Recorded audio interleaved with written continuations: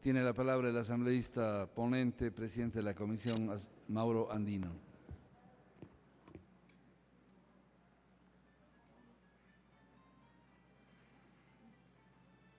Gracias, compañero presidente, compañeras, compañeros asambleístas.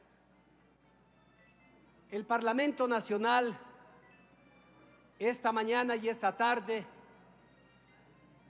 va a llevar a cabo un debate histórico, trascendental y de singular importancia para los ecuatorianos y ecuatorianas y para todos quienes habitamos en este país. Porque sin lugar a dudas, este debate, que lo considero que será rico, será técnico, será propositivo, nos servirá para que nosotros podamos aportar, sugerir y hacer las propuestas necesarias para enriquecer de mejor manera el contenido del informe para segundo debate. La propuesta del proyecto de Código Orgánico Integral Penal, presentada por el Ejecutivo, por el compañero presidente de la República, Rafael Correa Delgado, conjugó los distintos ámbitos de la legislación penal: el sustantivo, el adjetivo y el ejecutivo, en un solo cuerpo normativo, traducido en más de 1000 artículos, con la pretensión de armonizar todo el sistema penal, adaptado lógicamente a la Carta Fundamental, a los documentos e instrumentos internacionales, en particular de derechos humanos, más aún cuando nuestra Constitución es garantista y señala en el artículo 1 que el país, que el Ecuador, vive un Estado constitucional de derechos y de justicia. Durante más de 7 meses consecutivos, el trabajo de la Comisión sobre este proyecto ha sido arduo, ha sido difícil, ha sido complicado, pero yo quiero resaltar la participación de varias compañeras de las compañeras de la Comisión, de algunos compañeros de la Comisión, que con sus aportes, con sus observaciones y sugerencias, hemos podido sacar adelante este informe para primer debate. Por eso, mi reconocimiento a mis compañeras y compañeros de la Comisión. Han transcurrido, señor presidente, 2 siglos desde que Beccaria pronunció su primera palabra humanitaria. Sin embargo, sus ecos permanecen quizás ahora con acentos más firmes, más sólidos y más fuertes. Llegamos al siglo XXI, que ha instalado el derecho penal en el centro de la escena cotidiana. Frente a eso, debemos considerar que nuestra Constitución ha sentado los pilares de la justicia y el summa causa o el buen vivir como fundamentales, como ideal de una sociedad que se reconoce como un Estado que asegura los derechos y las libertades de los ciudadanos y de las ciudadanas. La seguridad es un valor, sí, compañeros y compañeras, pero mantenerla sin defender los derechos humanos sería una tremenda contradicción. El fin primordial de las leyes radica en garantizar de forma universal la justicia en las relaciones humanas, en aras de alcanzar el bien común. Aquí hay grandes abogados, grandes jurisconsultos, y saben que lo que estoy sosteniendo está pegado realmente a la verdad. Si una ley se promulga con el fin de favorecer los intereses de unos pocos, dicha ley estaría atentando a este principio. Dicha ley no tendría razón de hacer. Por ello es que este proyecto de ley estamos legislando para los 14 millones de ciudadanos y ciudadanas, y no en beneficio o en perjuicio de determinados sectores que tiene la patria ecuatoriana. El país Entonces, señor presidente, vive en estos momentos una transformación de su sistema penal.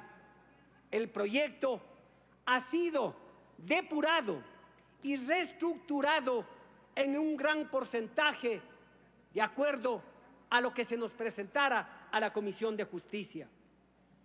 Una vez que se detectó que todos los libros contenían principios, garantías, derechos y en general normas rectoras que podían constituir un eje transversal del Código, se decidió entonces construir un libro preliminar que contiene la finalidad, las garantías y principios generales, los derechos, la interpretación y los ámbitos de aplicación aplicables a todo el cuerpo normativo. Desde el primer artículo que ustedes pueden revisar, se delimita su finalidad y objetivos. Y aquí quiero destacar algo.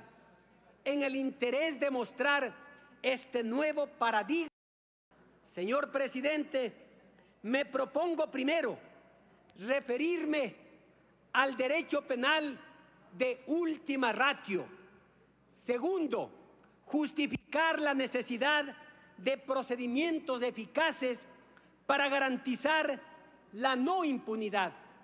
Y tercero, demostrar que una víctima integralmente reparado y un condenado resocializado cierran el círculo necesario para constitucionalizar el derecho penal. Si cumplimos con estos grandes objetivos, diremos que hemos cumplido con nuestro deber, que hemos cumplido con nuestra obligación al dotarle al país de un código integral penal que recoja todos estos grandes fines y todos estos grandes objetivos. La intención de modernizar el sistema penal ecuatoriano torna necesario aplicar el principio de la última ratio. Ello puede implicar indudablemente descriminalización, pero también criminalización. El derecho penal va a ser siempre, mientras haya Estado, una gran necesidad. Eso hay que restringirlo al mínimo posible y dejar el resto de conflictos a soluciones políticas, económicas, sociales, culturales, etcétera, etcétera, que también tienen el carácter de control de un tipo informal dentro de los sistemas sociales. Desde esta perspectiva, que hay ciertos derechos o intereses cuya lesión afecta a toda la humanidad. Dentro de este primer grupo se encuentran tipificados actualmente el genocidio y el etnocidio, delitos de lesa humanidad. Sin embargo, no se encuentran en el catálogo vigente, en el Código Penal, conductas como exterminio, esclavitud, desplazamiento forzado, desaparición forzada, ejecución extrajudicial, agresión, que han sido incorporadas por la gravedad al daño al patrimonio humano y la necesidad de ser justamente penalizadas para evitar la impunidad por la falta de este nuevo tipo de delitos y por la falta de sanciones a los que me he referido.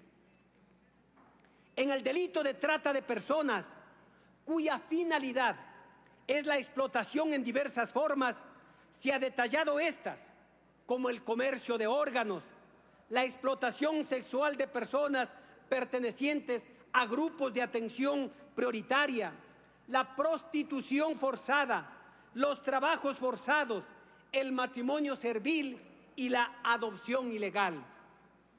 En los ámbitos contra la inviolabilidad de la vida, atendiendo a la norma constitucional, se ha tipificado el homicidio culposo por mala práctica profesional. ¿Y qué es lo que ha hecho la comisión al respecto? Desarrollar adecuadamente, como manda el artículo 54 de la Carta Fundamental, cuando habla de la mala práctica profesional y no únicamente de la negligencia médica o de la mala práctica médica. Yo pregunto, ¿acaso un ingeniero, acaso un consultor no será tan responsable como un médico por su mala práctica profesional? Claro que sí, compañeros y compañeras. Hace pocos meses se vino abajo, por ejemplo, un puente peatonal en construcción en Tambillo. Pasaba un vehículo y como consecuencia de ese percance, marido y mujer perdieron la vida. ¿Habrá o no entonces mala práctica profesional de ese constructor que no tomó las precauciones del caso, que el cálculo estructural a lo mejor no era el adecuado? Pues sí, señoras y señores, por ello es que hemos determinado como homicidio culposo por mala práctica profesional. Indudablemente que hay que mejorar el texto, indudablemente que hay que precisarlo de mejor manera. Reconozco que no es perfecto este trabajo, pero sí es perfectible con el aporte de ustedes, compañeras y compañeros, que nos puedan hacer llegar. Al integrar las distintas normas penales existentes y por la incidencia que tiene la violencia contra la mujer y la familia, se ha visto la comisión en la necesidad de crear como delito la violencia intrafamiliar, que actualmente es una contravención. Y quiero sumarme al unísono a la voz de mis compañeras mujeres, de Gina, de Marisol, de María Ángel, de Rosana, de Paola y de varias mujeres que categóricamente han dicho al país en esta mañana que la ley 103 no va a desaparecer. Esa ley debe seguir en firme, sí, pero con ciertos cambios, con ciertos reajustes que vayan de la mano de este Código Integral Penal, porque las mujeres han sido las víctimas de las agresiones físicas, víctimas de agresiones psicológicas, víctimas de agresiones sexuales. Los índices así lo dicen, y lo que se ha pretendido y se pretende en la comisión es que, al haber fallado un tanto como contravención, elevarlo a categoría de delito para precautelar de mejor manera aún los derechos de las mujeres y de su núcleo familiar. Al delito de plagio se ha sumado el de simulación de plagio, que afecta a tantas familias cuyos familiares inescrupulosos sacan provecho de la desesperación. Ya no hablamos del secuestro exprés, o ya no hablamos de ciertos tipos de delitos que vinieron efectivamente en el proyecto del Ejecutivo. Hoy les invito a que hagamos referencia al informe que la comisión aprobó y que es el documento oficial con el cual el Pleno, la ciudadanía y las organizaciones tenemos que debatir. El proyecto del Ejecutivo quedó atrás. Hoy tenemos un informe y en base a ello, insisto, tenemos que debatir. En la sección correspondiente a la integridad sexual y reproductiva constan en el proyecto la inseminación no consentida, como también la esterilización forzada. Hay que ir legislando y hay que ir creando también nuevos tipos de delitos para evitar la impunidad. Asimismo, se ha incluido en el proyecto del Código la responsabilidad de las personas jurídicas respondiendo a la tendencia penal en el mundo. Sí, compañeros y compañeras, esta es una tendencia que no solamente debemos llevarla a cabo en el Ecuador, sino en varios países. ¿Por qué, compañeros?